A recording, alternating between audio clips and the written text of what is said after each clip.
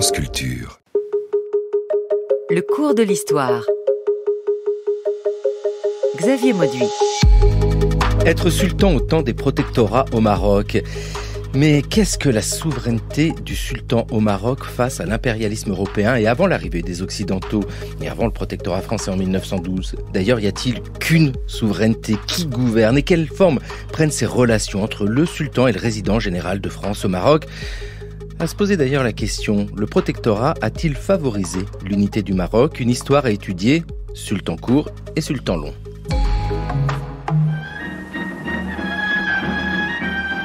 Comme le président de la République à Paris, le général Juin, résident général de France au Maroc, assistait à Rabat avec les fils du sultan aux fêtes rituelles qui marquent la fin du ramadan. Sortant de son palais avec le cérémonial accoutumé, le sultan allait recevoir sur la plaine du Méchoir l'hommage des chefs de tribu.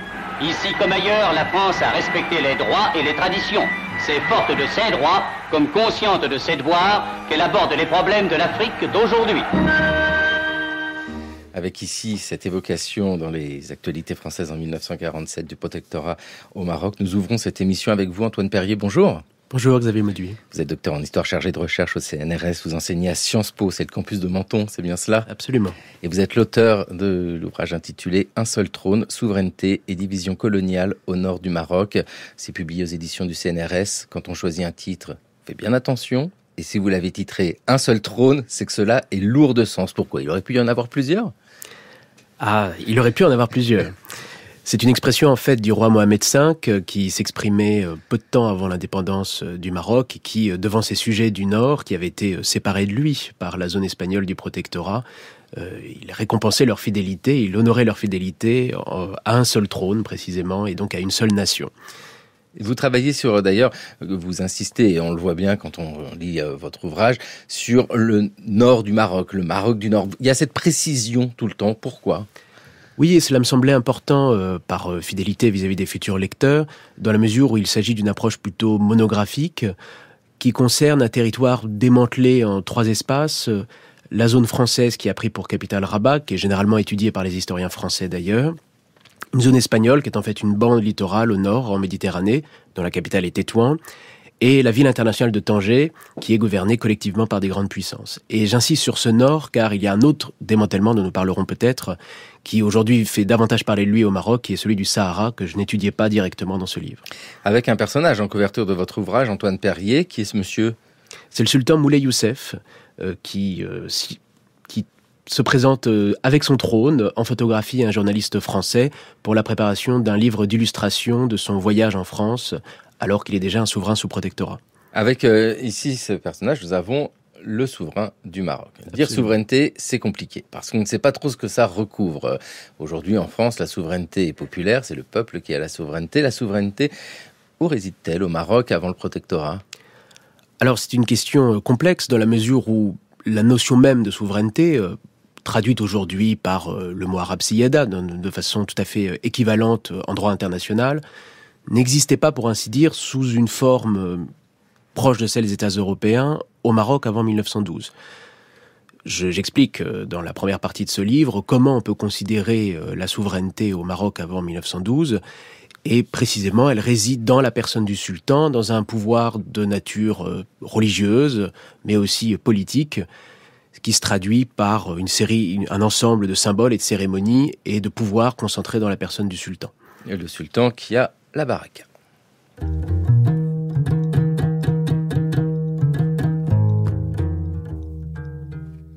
Dans l'Empire, le sultan est bien imam par excellence, qualifié pour faire la prière au nom de tous. Mais la base réelle de son pouvoir reste son caractère chérifien. De ce chef, il est considéré comme ayant hérité de ses ancêtres une baraka, c'est-à-dire une faculté de bénédiction. Dans les croyances du Maghreb, cette bénédiction héréditaire et indivisible est l'onction céleste, qui sacre le sultan du Maroc et en fait le shérif el-Baraka de la dynastie. De là émane toute la conception dynastique sur laquelle s'appuie la souveraineté marocaine. Le seul danger qui puisse menacer le shérif couronné est qu'il se présente en face de lui un individu, considéré comme shérif, apparaissant muni d'une baraka supérieure et témoignant par ses succès que la vengeance céleste s'est abattue sur le sultan coupable et qu'il a perdu sa propre baraka.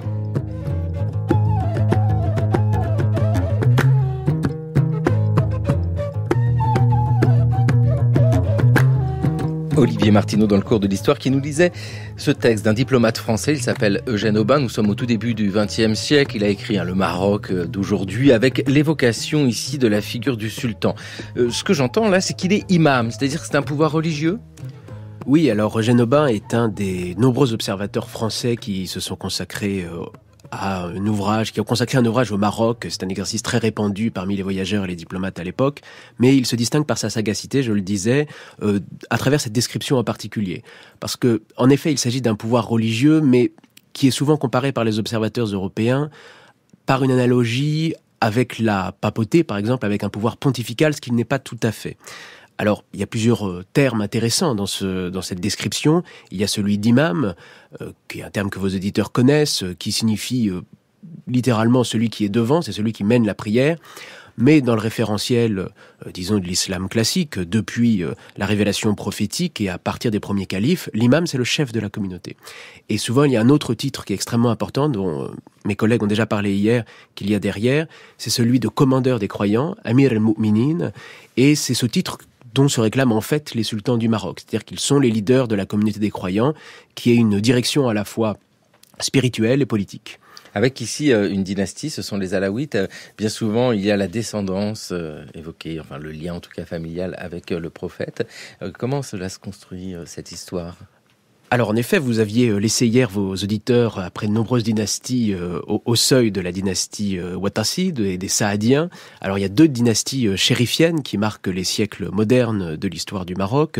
La dynastie saadienne, qui prend forme au début et jusqu'au milieu, disons, du XVIe siècle, jusqu'à la dynastie alaouite, qui, elle, va régner à peu près au milieu du XVIIe siècle jusqu'à nos jours. Et cette dynastie se désigne elle-même comme chérifienne. On les appelle aussi les Chorfa au Maroc, les Chourafa, c'est-à-dire qu'ils estiment que leur généalogie remonte à la famille même du prophète, à son gendre et son cousin Ali, marié à sa fille, donc Fatima Zahra. Et c'est la raison pour laquelle ils s'appellent des Alaouites, c'est-à-dire qu'ils descendent de la famille de Ali. Et cette généalogie extrêmement prestigieuse dans les sociétés musulmanes leur confère, comme le disait la description, un surcroît de baraka, donc de bénédiction, comme a dit Eugène Aubin, on peut aussi appeler de flux vital. Fondamentalement, c'est une fonction d'intercession avec le ciel. Et je profite de vous avoir d'ailleurs parce qu'il va falloir nous définir ce qu'est un pouvoir chérifien. Je l'entends, je sens que du côté imam, il y a quelque chose de religieux, mais que dans cette idée de pouvoir chérifien, là, nous ne sommes plus dans le religieux. Non, même si effectivement cette généalogie est pourvue d'un prestige et d'un pouvoir religieux qui vient du sang de la généalogie du prophète en quelque sorte, donc il n'est pas tout à fait temporel, même si cette distinction en fait dans le Maroc des siècles modernes n'a pas beaucoup de sens, mais il renvoie aussi à d'autres systèmes d'organisation sociale dans les sociétés musulmanes, sociétés arabo-berbères comme est le Maroc, qui est celle de la qualité et du prestige d'une descendance, d'une généalogie qui n'appartient pas uniquement à la dynastie alaouite, mais dont le caractère direct, la qualité, pour ainsi dire, a été certifiée ou est prétendu certifié par des généalogies, par tout un travail en fait de nature historique et généalogique, en plus de ses revendications politiques. Et ce pouvoir chérifien, parce que Antoine Perrier, vous parlez d'une souveraineté dispersée pour les premiers temps, et j'entends bien que là, nous sommes même avant l'arrivée des Occidentaux, avant le protectorat. C'est dire quoi, une souveraineté dispersée ? Alors, la souveraineté dispersée, c'est une expression qui a été employée par un diplomate espagnol après le partage de 1912. Et cette expression est intéressante parce qu'elle est d'apparence contradictoire, dans la mesure où une souveraineté, en islam comme dans d'autres pays du monde, la souveraineté est unique, par définition. Et d'ailleurs, au cœur de la théorie de cette souveraineté, de cette théorie du commandeur des croyants, qui s'exprime par la cérémonie d'allégeance, la bay'a, il y a l'idée, la nécessité d'une unité de ce pouvoir. Et cette unité, la pire des choses qui puisse lui arriver, c'est un pouvoir concurrent, donc c'est une situation qui s'est déjà produite dans l'islam et qui est vraiment vécue comme une catastrophe. Et donc la dispersion que les puissances européennes vont imposer à la souveraineté marocaine au début du XXe siècle est une tension, un risque mortel qui pose cette tension dont on a parlé au début avec un seul trône. Avec ici l'évocation de l'islam, de ses origines, du lien avec la famille du prophète. Et bien sûr, Antoine Perrier, vous allez pouvoir nous décrypter tout cela parce que il y a le texte, le Coran, et puis tous les textes associés au Coran. Et puis après, il y a la réalité dans la pratique et le danger de la surinterprétation, une sourate du Coran. Du Coran, dites-nous, Antoine Perrier, là aussi, le Coran... Alors, contexte complètement différent, la temporalité aussi, tant de siècles d'écart. Il ne faudrait pas surinterpréter, en fait, le texte religieux pour comprendre le pouvoir marocain. Oui, en effet, en tout cas, il ne faudrait pas l'extraire de son propre contexte, et même le contexte de cette sourate en particulier. Toutefois, ce que cet extrait désigne, c'est l'ancrage dans l'histoire et dans le corpus religieux, et notamment le corpus sunnite, je vais y revenir dans un instant, de cette souveraineté traduite par la bay'a, donc par la cérémonie d'allégeance. Cette cérémonie d'allégeance, elle a une première occurrence qui est celle de la succession du prophète par le premier calife, le premier calife de l'islam, Abu Bakr as-Siddiq, en 632, et qui va fonder sa légitimité de premier successeur du prophète par l'accord, par le consentement donné, par le serment fait d'obéissance des compagnons du prophète et de la première communauté musulmane. Et donc cet extrait du Coran renvoie au respect de la parole donnée, et y compris dans les documents de la souveraineté marocaine, de la monarchie marocaine, donc ces actes d'allégeance, toujours au XIXe siècle, que j'ai pu étudier dans mon livre, il est fait référence parfois au corpus coranique, mais plus sûrement aux paroles du prophète, aux hadiths, qui accompagnent en général l'interprétation du Coran et l'enrichissent dans ce corpus sunnite, où il est fait mention précisément de l'obligation instante et nécessaire de respecter le serment d'obéissance.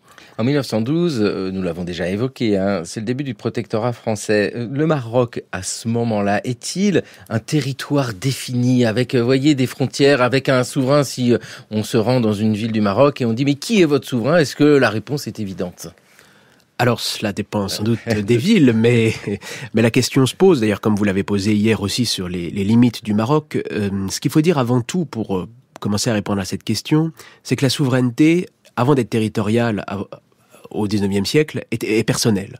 C'est-à-dire que ce sont des sujets, des tribus, des confréries, des villes qui prêtent allégeance à un souverain, et les frontières du territoire ne sont pas tracées sur des cartes. Une tribu qui aurait prêté allégeance au sultan du Maroc peut se mouvoir dans des territoires dont la fixation intervient en fait, comme dans beaucoup de pays du monde, à partir de la colonisation. Oui, c'est ça, c'est ce moment-là et c'est ce qui va nous intéresser aujourd'hui dans le cours de l'histoire avec vous, Antoine Perrier. Réfléchir à ce temps du protectorat et même des protectorats. Je le mets au pluriel parce qu'il y a le protectorat français que nous connaissons, parce que nous parlons depuis la France. Il n'y a pas que celui-là, il y en a un autre. Absolument. Et c'était un des enjeux, me semble-t-il, du livre, de réunir différents aspects de l'histoire coloniale du Maroc que, par tradition, disons, les historiens ont tendance à séparer, les Espagnols s'intéressant à leur zone et les Français, naturellement, à la leur. En vérité, en 1912 est conclu un seul traité qui est assorti par la suite d'autres accords complémentaires, mais ce traité de protectorat fonde donc la protection de la France sur le sultan, on y reviendra, mais accorde aussi deux autres zones, une zone espagnole et une zone internationale, comme je le disais. Et c'est ici que d'y parler de deux protectorats est sujet à débat au moment même de la période coloniale, dans la mesure où les Espagnols prétendent avoir leur propre protectorat, donc leur indépendance, tandis que les Français considèrent de manière assez dédaigneuse qu'il ne s'agit que d'une sous-location, d'une concession d'une partie de leur propre protectorat aux Espagnols. Pourquoi le protectorat en 1912? Quelles sont les étapes qui nous conduisent à la volonté de la France, qui est déjà présente en Algérie depuis 1830, de mettre la main sur le Maroc? Alors, la France a en effet un projet maghrébin qui s'est traduit, comme vous le dites, par l'invasion de l'Algérie, sa départementalisation par la suite, et aussi par le protectorat en Tunisie en 1881. Et il est toujours important, me semble-t-il, de mentionner ce précédent tunisien pour bien comprendre la décision du protectorat marocain. Les deux situations sont certes distinctes, mais présentent certains points communs entre la Tunisie et le Maroc au XIXe siècle, et notamment la présence de très nombreux appétits de convoitises d'autres puissances européennes, Et le protectorat, qu'on pourra peut-être détailler, mais le protectorat doit être compris comme une réponse de la part de la France pour rassurer ces autres puissances. Et deuxième raison, là aussi inspirée de l'exemple tunisien, d'économiser un certain nombre de coûts d'administration, s'épargner la guerre civile qui a eu lieu lors de la conquête, et je mets des guillemets à ce mot, en Algérie, bref, de ne pas reproduire l'exemple algérien qui est en fait un contre-modèle pour les Français à ce moment-là. Et puis il y a l'idée que si les Français n'y vont pas, peut-être que d'autres occidentaux vont s'installer au Maroc ? Oui, les deux rivaux principaux de la France à ce moment-là sont la Grande-Bretagne, l'Espagne, et secondairement l'Allemagne qui, dans le coup de Tanger en 1905, l'empereur Guillaume s'était rendu dans la ville et avait témoigné, disons, d'ambition uniquement, essentiellement pour contrarier la France. Et donc celle-ci a accéléré encore le processus de mise sous tutelle du Maroc à ce moment-là. La France, présente en Algérie depuis 1830, la départementalisation c'est 1848 et cette guerre qui n'en finit pas d'une violence inouïe. Le protectorat en Tunisie c'est 1881, Maroc, Algérie, Tunisie. Contrairement à l'Algérie, dont la base essentielle est la colonisation officielle, réalisée surtout avec des éléments sans fortune, des Français pauvres, sinon prolétaires, venus de nos diverses provinces, la mise en valeur du Maroc rappelle plutôt celle de la Tunisie. En effet, de même qu'en Tunisie, où la rénovation de la Régence s'accomplit, au moins jusqu'en 1912, dans le cadre de la colonisation libre, à base d'éléments bourgeois et de fils de famille, la mise en valeur du Maroc a été faite d'éléments sociaux également plus élevés qu'en Algérie. Elle résulte, en somme, parallèlement à l'effort d'immigrants français, aux gros ou moyens capitaux, de l'activité d'anciens fonctionnaires ou militaires ou d'agents des grosses firmes déjà installés au Maroc. Du reste, jusqu'à ce jour, la colonisation du Maroc n'a pas été conçue dans un but de peuplement. Il était apparu, en effet, dès l'origine, que la colonisation ne devait, dans ce pays essentiellement agricole, que servir à l'encadrement de la population indigène pour l'amener, par la vertu de l'exemple, à modifier ses méthodes de culture périmée. On peut estimer que, parallèlement à 850 000 exploitants indigènes, la colonisation européenne est représentée par 4 à 5 000 colons, soit, avec leurs familles, à peine 30 000 âmes. À part quelques 500 Espagnols ou Italiens, les colons sont presque tous français et utilisent dans leur domaine 75 000 travailleurs marocains. En outre, 250 grandes sociétés agricoles exploitent 230 000 hectares. Le Maroc est essentiellement un pays de monoculture céréalifère. En 1947, dans l'émission Heure de culture française, la comparaison Maroc, Algérie, Tunisie, en lien avec la présence française. Et Antoine Perrier, c'est exactement ce que vous disiez, le modèle marocain s'apparente plutôt à ce qui se passe en Tunisie. Donc il n'y a pas l'idée d'en faire une colonie de peuplement comme c'est le cas pour l'Algérie. Non, dans la mesure où cette colonie de peuplement n'était pas nécessairement regardée par les gouvernements républicains de la Troisième République comme une réussite digne d'être reproduite.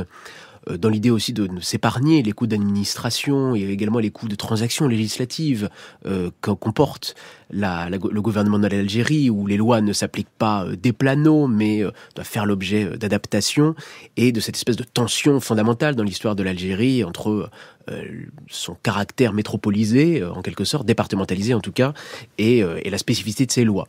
Le protectorat, l'administration française du protectorat se donne une grande marge de manœuvre dans l'application des lois, beaucoup plus qu'en Algérie. Ce que dit aussi cet extrait, c'est effectivement la volonté de ne pas en faire des colonies de peuplement, de limiter l'apport des citoyens français qui s'y installeraient. Et on voit derrière cette idée une ambiguïté originelle dans le protectorat qui diffère là aussi de l'Algérie, qui est son terme provisoire. En principe, dans les traités des protectorats, il est prévu que la France aide au relèvement d'États mis en difficulté dans le siècle précédent, donc le beylik, la province bellicale de l'Empire ottoman en Tunisie et la monarchie chérifienne au Maroc, mais qu'au terme de ces réformes, le protectorat doit disparaître. Dans ce cadre-là, qui va être amené en fait à évoluer, en tout cas dans ce cadre-là, la colonie de peuplement n'a pas de sens. Malgré tout, le regard porté par la France sur ce territoire-là est ancien, à 1912, le protectorat, mais vous, Antoine Perrier, vous faites commencer votre ouvrage en 1860. C'est ce que nous évoquions dès le début de l'émission. On ne peut pas comprendre ce protectorat si on s'arrête uniquement à l'année 1912. 1912, ça fait quand même des décennies que des liens sont tissés entre le pouvoir au Maroc et puis la France. Absolument, et des liens qui sont quasiment en fait plutôt des lianes, c'est-à-dire dans la mesure où elles enserrent la souveraineté et limitent la souveraineté marocaine. Il me semblait important en effet dans cet ouvrage, contrairement d'ailleurs au premier que j'avais publié, de faire débuter mon enquête non pas, comme souvent d'ailleurs au début de la période coloniale, mais bien au cœur de ce 19e siècle, souvent ignoré par la recherche française, il faut bien le dire, comme le reste de l'histoire moderne du Maroc, pour bien comprendre d'abord cette généalogie des relations avec la France, avec les puissances européennes, mais aussi pour essayer de comprendre, comme nous avons essayé de le faire, ce qu'était le pouvoir à ce moment-là. 1860, c'est la défaite de Tétouan. C'est l'invasion par les Espagnols de la ville de Tétouan, dont qu'ils évacueront peu de temps après. C'est une des nombreuses incursions militaires de l'Espagne dans le nord du Maroc qui ont suivi en fait des incursions françaises. Et il faut aussi parler de la bataille d'Isly en 1844, perdue par le Maroc contre les Français, et qui vont entraîner le Maroc dans une spirale de dettes, en vérité, de sanctions militaires et financières à l'issue de ces défaites qui vont ruiner l'état du sultan, le Marzen, et qui vont le mettre en difficulté jusqu'à l'arrivée du protectorat. Oui, parce que c'est ça aussi, on peut tenir les gens par l'argent avec l'idée même d'avoir un pays endetté, parce que le pouvoir est toujours là, et c'est ça qui est fort, le pouvoir est là, nous utilisons le mot sultan, le mot Marzen vient d'apparaître, c'est pareil ou c'est pas pareil? Alors, c'est effectivement une distinction importante que je voulais introduire. Dans le lexique politique marocain, au XIXe siècle, on ne parle pas proprement parler d'État, ni même de monarchie. Il n'y a pas d'équivalent de ces deux mots. On parle soit de la dynastie plutôt, donc la Daoula Alaouia, la famille régnante, et de son administration, donc le mot Marzen, qui désigne, on dit souvent le Marzen du sultan, qui désigne l'ensemble des serviteurs, dans un sens plus ou moins large, qui contribuent aux missions de maintien de l'ordre, de fiscalité, et aussi à l'administration religieuse du sultan. Avec aujourd'hui dans le cours de l'histoire cette question, mais qui gouverne être sultan au temps des protectorats au Maroc? Un traité diplomatique, donc l'accord entre deux puissances supposées souveraines. Et la mouture est à peu près semblable d'ailleurs en Tunisie ou dans d'autres endroits du monde. Fondamentalement, l'accord de protectorat est une fiction juridique dans la mesure où il impose en fait des conditions à une puissance qui est censée y consentir librement. Donc il y a déjà une sorte de torsion de la réalité. Très concrètement, qu'est-ce que cela signifie? Ça signifie que la souveraineté du sultan est maintenue, mais qu'elle est divisée fondamentalement en deux. Une souveraineté extérieure, donc la conduite des affaires diplomatiques, de la représentation diplomatique dans le monde, la question aussi de la sécurité, de la possession d'armées, de la direction de ces opérations militaires. Cette souveraineté extérieure est confiée entièrement à la France et à son représentant, le résident général de la République française, qui s'installera donc à Rabat. L'autre partie de la souveraineté interne, qui en fait est l'ensemble des affaires qui suivent, la souveraineté extérieure. Cette souveraineté interne, elle est conservée au sultan, qui va donc garder son propre droit. La loi qui était mise au Maroc à ce moment-là est toujours celle qui vient des décrets du sultan, sa monnaie, tout un ensemble de signes de souveraineté qui ne sont pas altérés en principe par ce traité de protectorat. Toutefois, il introduit une clause extrêmement importante, qui est l'obligation pour la France de mener les réformes pour, comme je vous le disais tout à l'heure, relever la situation de l'empire chérifien, donc de l'État marocain. Et pour cela, tout acte législatif qui sera pris par le sultan, ou tout acte réglementaire qui sera pris par ses ministres, devra, pour être valide, être contresigné par la puissance protectrice, par le résident général, si bien qu'en fait, celui-ci inspirera la plupart des décrets et des lois qui seront pris à cette époque au Maroc. Au début des années 1940, Seconde Guerre mondiale, on sent bien que tout cela est complètement modifié. Après la guerre, ça y est, le résident général de la France au Maroc retrouve sa place pleine. En l'occurrence, c'est le général Juin qui s'exprime en 1948. Il s'exprime à propos de ce traité de 1912. Le traité de 1912, traité de Fès, appelé traité de protectorat. Je dis protectorat aujourd'hui. C'est un mot généralement que je n'emploie pas. Parce que le protectorat, ça a toujours une signification un peu péjorative, un peu humiliante pour le protéger.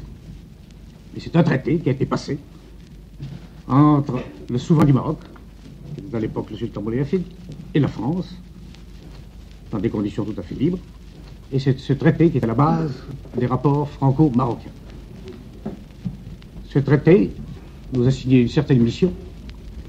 C'était évidemment une mission de tutelle, mais il nous mettait dans l'obligation, d'après son texte même, de promouvoir des réformes à l'intérieur de l'Empire chérifien, de façon à le faire évoluer et à le conduire à sa majorité. Nous étions en 1948, le maréchal Juin, le général Juin, qui n'était pas encore maréchal, il est maréchal en 1952, qui parle de ce traité. Alors, nous sommes bien après le traité, donc il y a eu l'expérience, et je l'évoquais, il y a eu la Seconde Guerre mondiale entre-temps, et l'analyse n'est plus du tout la même. En 1912, quand il est signé, ce traité, il est vécu comme une humiliation de la part du Maroc ? Bien sûr, et d'ailleurs, le discours que nous venons d'entendre du maréchal Juin est une pure reconstruction historique, dans la mesure où il ne s'est pas du tout fait dans un consentement libre. Le sultan Moulay Abdel Hafid, qu'évoque le maréchal Juin ici, qui en effet a signé le traité, abdiquera peu de temps après, ne supportant pas l'idée d'être mis sous tutelle d'une puissance étrangère.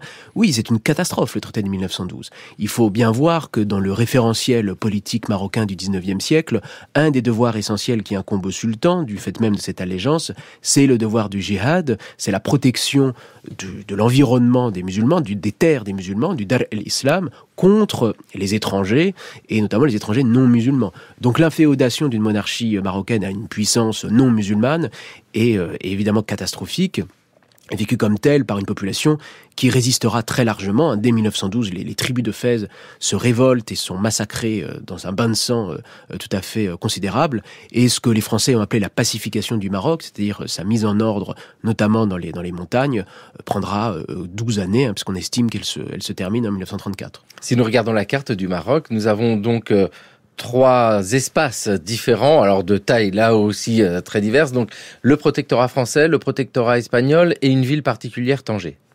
Oui, et qui sont gouvernés par des institutions différentes. C'est-à-dire que à Rabat, le sultan demeure donc théoriquement souverain sous la protection des Français.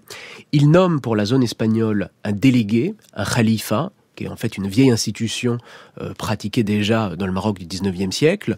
Mais ce délégué, ce khalifa, sera un délégué permanent à Tétouan qui représentera sa souveraineté et qui sera contrôlé par les Espagnols et qui, par le fait d'une délégation de pouvoir permanente et en principe irrévocable, va s'assurer une forme d'autonomie dans cette zone espagnole, autonomie évidemment sous tutelle espagnole.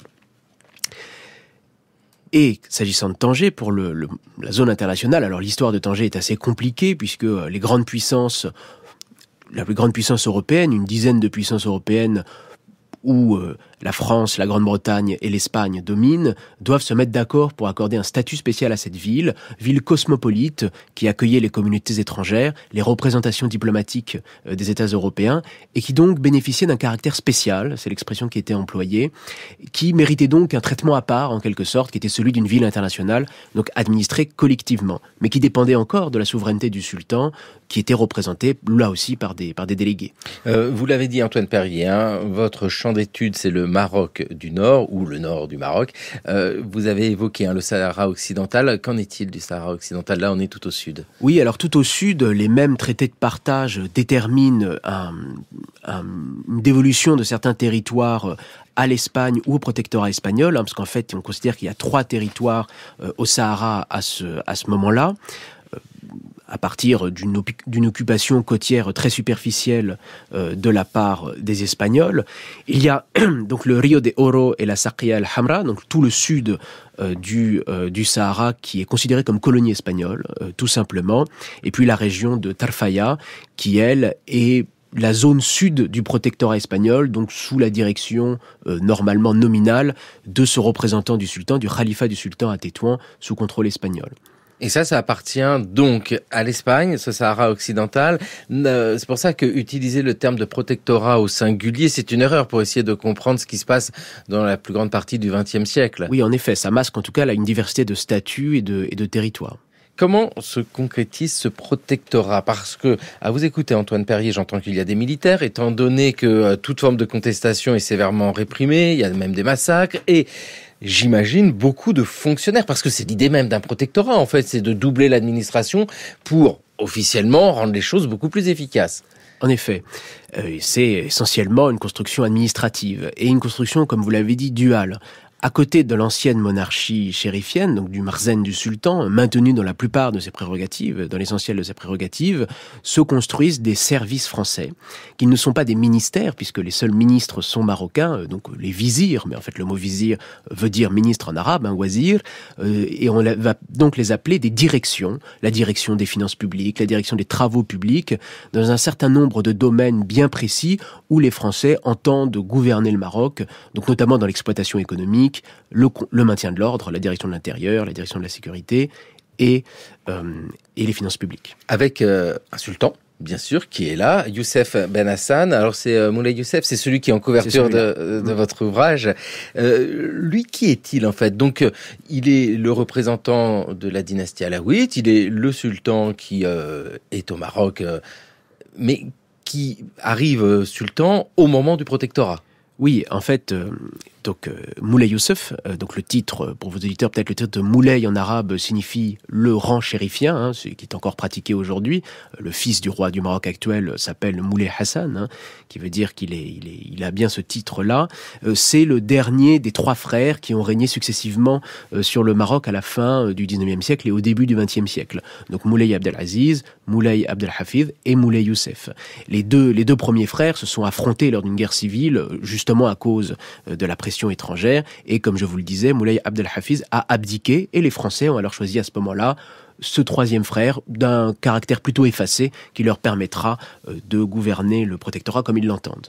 Oui, parce que quand vous parliez de souveraineté qui repose sur une pluralité de soutiens, qu'il s'agisse des individus, qu'il s'agisse des tribus, qu'il s'agisse des villes, cela signifie que ce sultan, Moulay Youssef, en signant le protectorat, risque malgré tout de perdre le soutien de tout ce que nous venons d'évoquer, et donc de perdre ce qui fait simplement son pouvoir. Bien sûr, pas plus au Maroc qu'ailleurs, la souveraineté n'est une évidence et elle doit être systématiquement négociée, obtenir le soutien des forces sociales en présence dans le pays. Et c'est peu dire que cette souveraineté, avant même 1912, avait été menacée par différents concurrents qui allaient jusqu'à l'usurpation de la souveraineté sultanienne. Alors si les historiens français de la période coloniale ont parfois exagéré l'absence de cohérence politique du Maroc, corrigée par les historiens marocains à l'indépendance, il faut toutefois dire qu'il y avait une certaine hétérogénéité politique dans ce Maroc, entre les différentes tribus, entre les différents territoires, et que celle-ci menaçait justement d'implosion le Maroc, et qu'un rival, comme c'était le cas déjà par le passé, de la dynastie alaouite ou non, pouvait menacer l'indépendance et l'autonomie de ce sultan de protectorat. Oui, donc c'est tout son travail à lui, c'est d'assurer à la fois sa souveraineté, son pouvoir par rapport à son peuple, alors c'est dur de dire son peuple, parce que vous nous le dites bien, il n'y a pas que le peuple, il y a les villes, il y a toutes les formes d'institutions, mais aussi par rapport aux Français. Donc il est tiraillé en fait entre les deux pour maintenir tout simplement son statut de sultan. Oui, et il est aidé en cela d'ailleurs par la puissance militaire colossale, on l'a dit, qui est déployée par le premier résident général à l'époque, le maréchal Lyotet, en tout cas colossal par rapport aux moyens nécessaires pour le Maroc, et qui vont maintenir l'ordre dans la plupart des villes. Il faut dire aussi que le Maroc de 1912 est un Maroc économiquement et peut-être même aussi politiquement éreinté par un siècle particulièrement difficile, et où les forces d'opposition, si elles existent encore, se rangent quand même sous la férule française, en habit chérifien en quelque sorte, comme Lyotet le désirait lui-même, et vont se ranger à cet ordre des choses avec une conversion de la plupart des élites marocaines à ce protectorat de circonstances pour des raisons différentes qu'on pourrait détailler, mais qui en tout cas préserve cette unité indispensable du pouvoir. Et plutôt que de susciter l'anarchie en soutenant un rival, on préfère encore ce souverain diminué, mais ce souverain unique. Et puis avec ce résident général de la France au Maroc, le général Lyotet, parce qu'il devient lui aussi maréchal un peu plus tard en 1921, donc de 1912 à 21 il est général, et puis après il est maréchal. C'est une figure importante, on l'entend bien dans l'histoire du Maroc, dans l'histoire du protectorat. Quelle politique mène-t-il ? Alors il va mener une politique d'apparence originale, en fait, essentiellement original. Je dirais pourquoi j'ai cette nuance-là.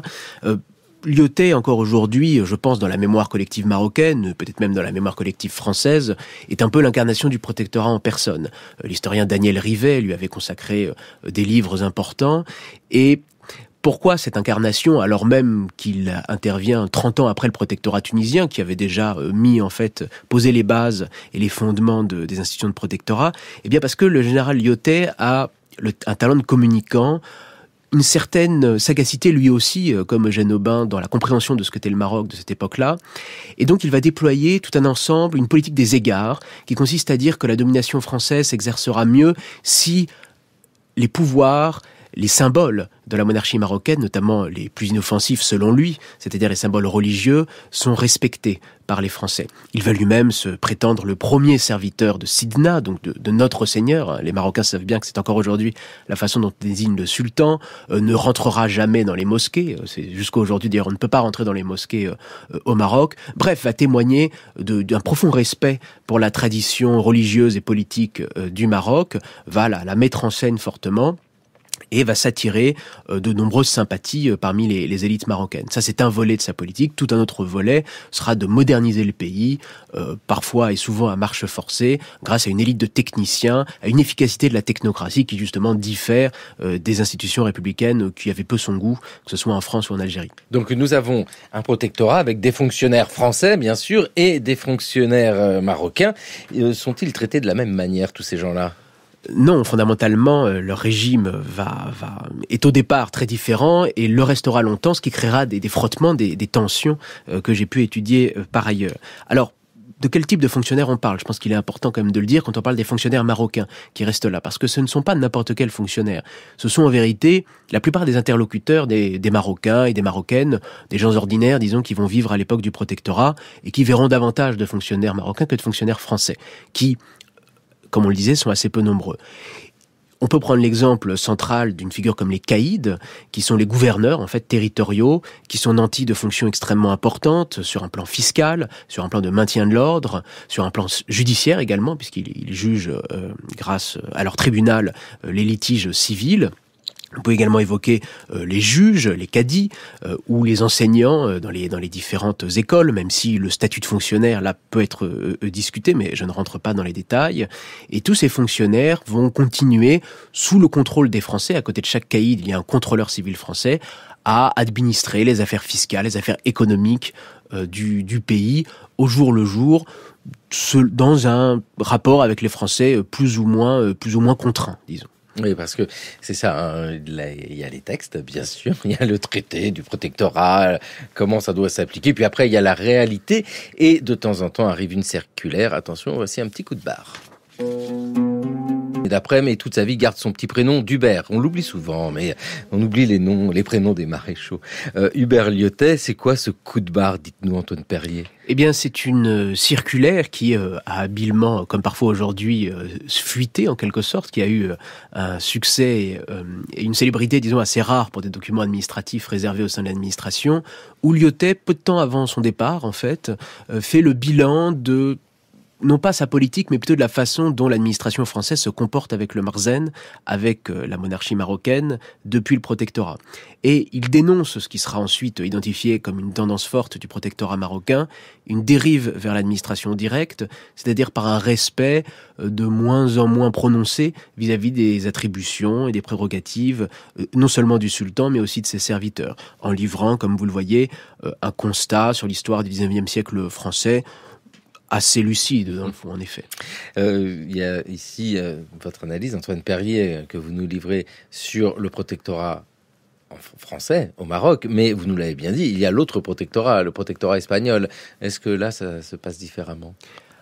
Alors c'est toujours une question qui a beaucoup préoccupé les historiens espagnols, de savoir, et même d'ailleurs les historiens marocains, de savoir si en territoire espagnol, autour de Tétouan, dans ce qui est aujourd'hui considéré comme le nord du Maroc, il faisait mieux vivre que sous le protectorat français. Si la main des Espagnols était moins lourde que celle des Français, à la fois sur les autorités locales et sur la population. Alors, on manque sans doute d'études pour le savoir. La vérité est qu'il se rapproche beaucoup. Peut-être que la tendance répressive était un peu moins forte au nord qu'au sud. En tout cas, les Espagnols se sont beaucoup inspirés de la politique de Lyautey et considéraient que c'était l'utilisation de l'autorité du khalifa, du représentant du sultan, donc du shérif qu'ils avaient sous la main, de cette légitimité dynastique qu'ils avaient sous la main, même un petit peu diminuée. Ce khalifa est un cousin du sultan Moulay Youssef, et c'est son fils qui lui succédera, pour essayer de gouverner cette population, en utilisant en quelque sorte les mêmes recettes que Lyautey. Mais au risque de fâcher ce Lyautey lui-même, qui considérait que les Espagnols exagéraient la portée et l'autorité symbolique de ce khalifa, qu'ils en le faisaient un roi tolé, c'était son expression, ou un petit sultan qui était à la fin une offense et une audace peu appréciée du vrai souverain et du seul souverain qui était Moulay Youssef. Pour bien saisir si ces deux protectorats divisent le Maroc ou l'unissent, on peut se poser la question quand même. Donc le sultan Moulay Youssef et le sultan, le souverain de l'ensemble du territoire, c'est-à-dire des deux protectorats en fait. Oui. Ah, c'est comme ça qu'on doit le concevoir. Tout à fait, y compris de la ville de Tanger. On en veut pour preuve un des signes habituels de la souveraineté en terre d'islam, depuis le califat abbasside, qui est le nom prononcé lors de la prière du sermon du vendredi, la prière du vendredi, la khutba, qui doit être normalement le nom du commandeur des croyants, du Amir el-Mu'minin, et qui reste toute la période du protectorat dans cette zone espagnole, dans cette zone internationale, celui du sultan Moulay Youssef.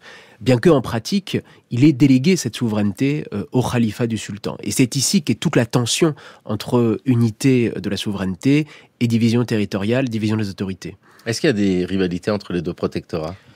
Oui, et notamment au début. C'est-à-dire que ce que je décris dans l'ouvrage, c'est un moment de tension qui va monter dans l'entre-deux-guerres jusqu'à 1945-1947, le fameux discours de Tanger, entre un khalifa, donc un cousin éloigné de son maître, du souverain du Maroc de Rabat, qui trône quasiment à Tétouan au milieu d'une cour, au milieu d'un petit marzen de sa propre administration, qui va recevoir de la part des Espagnols et avec les encouragements un ensemble d'attributs de souveraineté qui sont assez rares dans la monarchie marocaine, qui ne compte ni sceptre ni couronne, mais qui va recevoir notamment le parasol, symbole de la souveraineté sultanienne, toute une série d'égards protocolaires, qui va publier son propre journal officiel, et qui va donc, avant la Seconde Guerre mondiale, donner l'impression qu'une sorte de deuxième souveraineté s'épanouit dans la zone espagnole, avec les encouragements de ceux-ci. Nous sommes en 1947 avec ce discours de Tanger. Alors, ce n'est plus Moulay Youssef qui est le sultan. C'est son fils, Mohamed Ben Youssef, qui deviendra Mohamed V. Le futur Mohamed V. Nous sommes en 1947 avec ce discours-là. Alors nous, dans le cours de l'histoire, nous n'avons pas le discours de Tanger de Sidi Mohamed, le futur roi Mohamed V, mais nous avons sa fille, Aïcha. Nous savons tous maintenant, nous devons nous mettre résolument à la tâche et fournir un dur labeur. Nous savons aussi que nos efforts ne seront pas vains, qu'ils auront leur récompense, une belle récompense, puisqu'ils nous permettront de participer activement, utilement à la vie de notre pays, que nous désirons tous, grands et petits, hommes et femmes, voire riches, heureux et prospères. Vous n'ignorez pas que notre souverain n'épargne aucun effort pour faire évoluer le Maroc dans la voie du progrès, de la grandeur, et qu'il porte un intérêt particulier aussi bien au présent de son royaume qu'à son avenir. Nous étions ici en 1947, Aïcha du Maroc, qui a Lala Aïcha, qui est la fille donc du sultan futur roi Mohamed V, la sœur d'Hassan II. Ça veut dire quoi ce discours de Tanger en 1947 ? Alors c'est un événement central dans l'histoire du Maroc, qui est retenu comme une date essentielle dans l'histoire du nationalisme. J'imagine que vous l'évoquerez à nouveau dans le reste de cette semaine. Mais concernant la division du territoire, c'est un moment exceptionnel. Alors, le roi, il prononce un discours en langue arabe, qui n'a jamais, à ma connaissance, été traduit, ce qui fait qu'il y a un enregistrement difficile. Là, Aïcha s'exprime en français. D'ailleurs, un discours lui aussi très connu, parce qu'il porte aussi sur la condition féminine. Il sera retenu, là aussi, par la mémoire.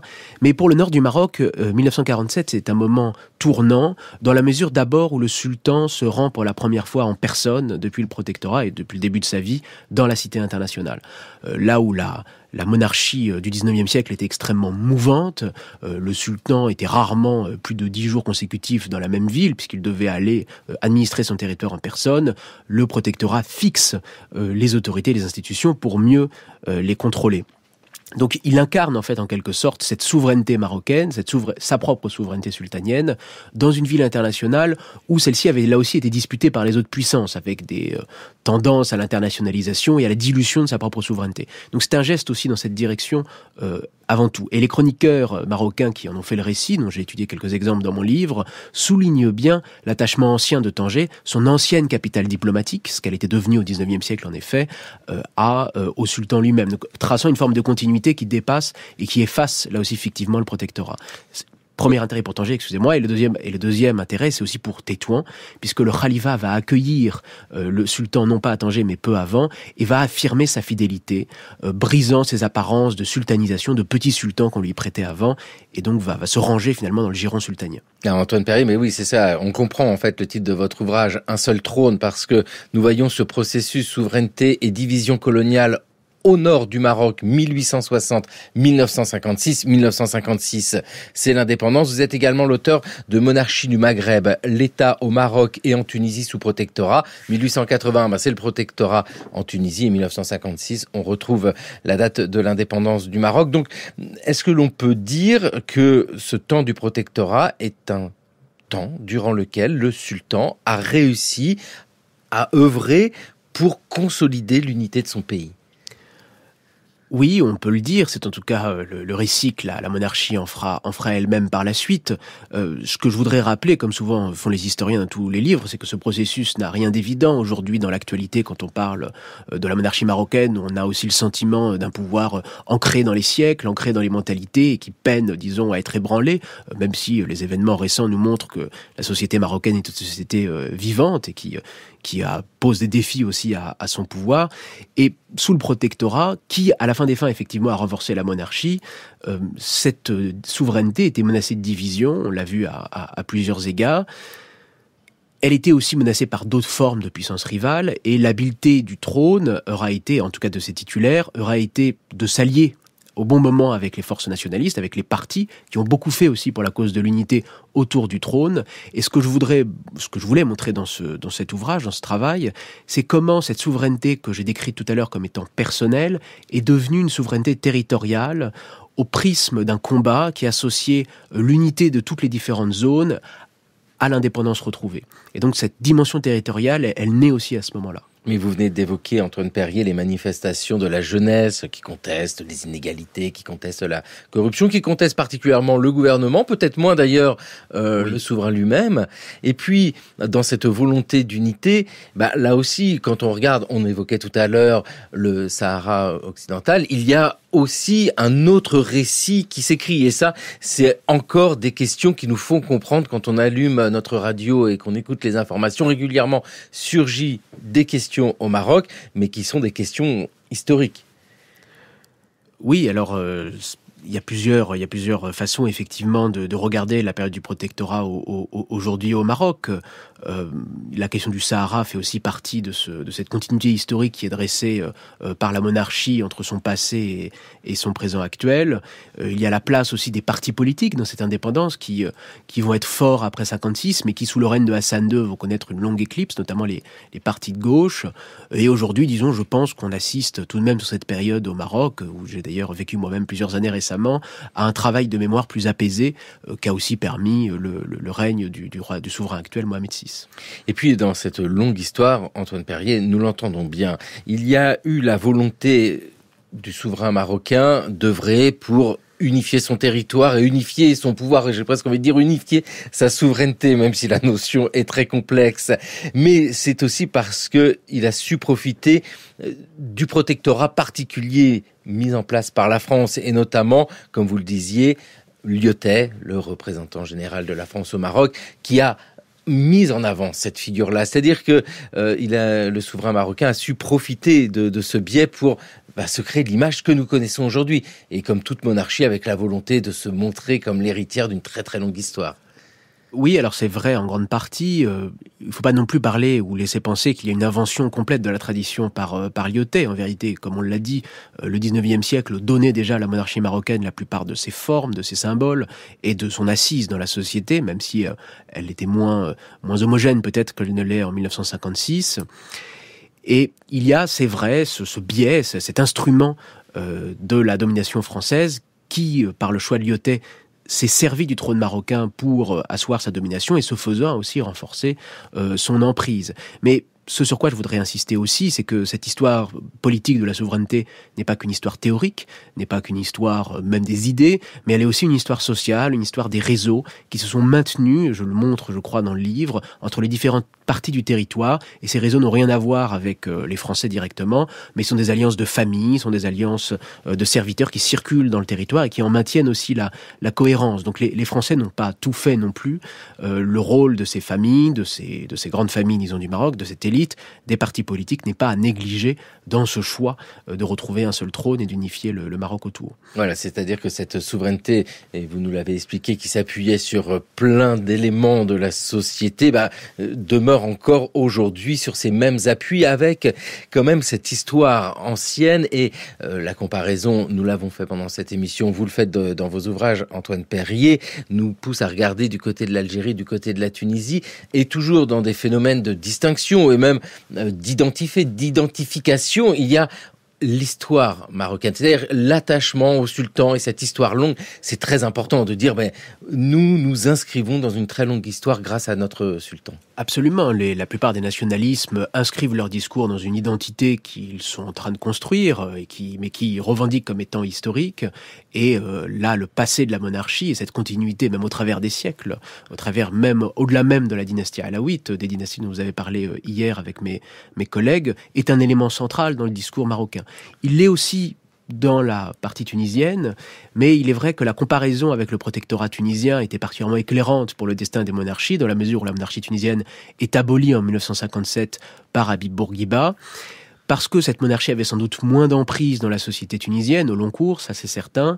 C'est aussi le rôle des différents souverains, des différents bey tunisiens, par rapport au mouvement national qui explique cette habileté politique, disons, moins porteuse de fruits en Tunisie, et c'est aussi des structures plus lourdes, sociales, administratives, que j'explique dans le livre, qui montrent cette divergence des destins politiques. Est-ce qu'il reste des avenues du maréchal Lyautey au Maroc? Est-ce que la mémoire de ce protectorat est encore présente? Alors, je ne crois pas, à ma connaissance, qu'il y ait des avenues au Maroc, mais par exemple, à Casablanca, près du consulat général de France à Casablanca, il y a une statue de Lyautey. Le lycée français de Casablanca, qui est un des grands lycées qui forment une partie des élites du pays, s'appelle le lycée Lyautey. Et de manière en apparence contradictoire, la mémoire de Lyautey est plutôt bien conservée parmi la population marocaine, en tout cas parmi une certaine élite francophone, dans la mesure où on reconnaît au maréchal Lyautey le mérite d'avoir compris la grandeur ou la spécificité, la singularité du système politique marocain et d'en avoir préservé la plupart des attributs. Et ces attributs sont toujours présents, c'est-à-dire que dans le fonctionnement de la monarchie, on peut dire qu'il y a cette continuité. La rupture de 1956 est évidente pour la Tunisie, 56-57, ces années-là. Pour le Maroc, la continuité se fait en tout cas à travers la monarchie. Et on sait bien que ces ruptures dans le vécu des peuples et des pays sont très importantes. Là, la continuité est présente avec le souverain.